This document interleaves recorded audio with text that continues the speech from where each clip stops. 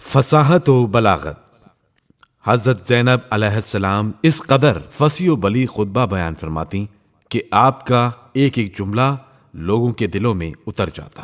اسیری کے دوران آپ بازاروں اور درباروں میں جہاں بھی ممکن ہوتا لوگوں کے درمیان خطبہ دیتی تاکہ امام حسین علیہ السلام کا مشن بھلایا نہ جا سکے اور ان کی تحریک ہمیشہ کے لیے زندہ رہے۔ جب حضرت زینب سلام اللہ علیہا دیگر اسیران اہل حرم کے ہمراہ دربار یزید ملعون میں لائی گئیں تو آپ نے اپنے بے مثال خطبے سے شجاعت کا بھرپور اظہار کرتے ہوئے سب کو ششدر کر کے رکھ دیا۔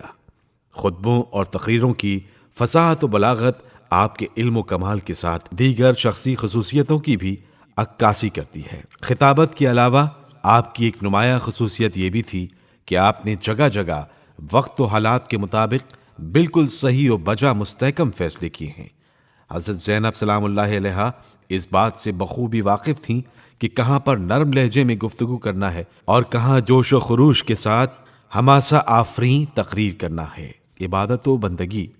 حضرت زینب سلام اللہ علیہا نے آرام و آسائش کی زندگی سے کنارہ کشی اختیار کر لی تھی اور اپنے بچوں کے ہمراہ ظلم و جہالت کے خلاف جد و جہد کی راہ میں درپیش مصائب و آلام کو خندہ پیشانی سے قبول کر لیا تھا۔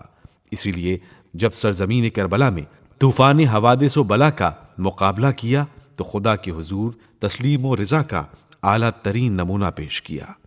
حضرت زینب سلام اللہ علیہا اپنے عزیزوں کی قربانیوں اور بچوں کو راہ خدا میں قربان کر دینے والے انتہائی مشکل حالات میں خداوند عالم کے لطف و رحمت کے سائے میں پناہ لیتی اور یوں اللہ تعالیٰ کے حضور سجدہ ریز ہو کر اپنے درد و غم کا مداوع کرتی۔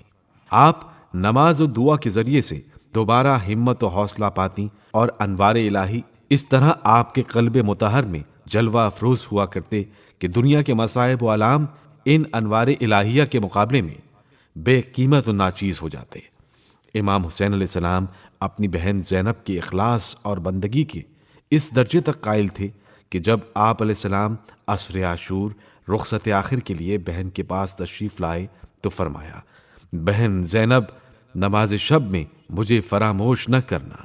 حضرت زینب سلام اللہ علیہا نے اپنے عظیم کردار سے آمریت کو بے نقاب کیا، ظلم و استبداد کی قلی کھول دی اور فانی دنیا پر قربان ہونے والوں کو آخرت کی ابدیت نواز حقیقت کا پاکیزہ چہرہ دکھایا۔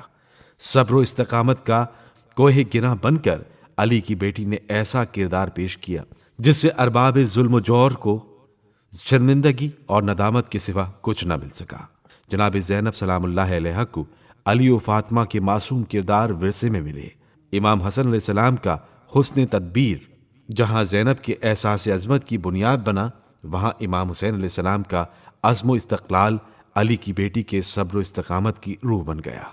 تاریخ اسلام میں زینب نے ایک منفرد مقام پایا اور ایسا عظیم کارنامہ سر انجام دیا جو رہتی دنیا تک دنیائے انسانیت کے لیے مشعل راہ اور اسوہ حسنہ بن گیا۔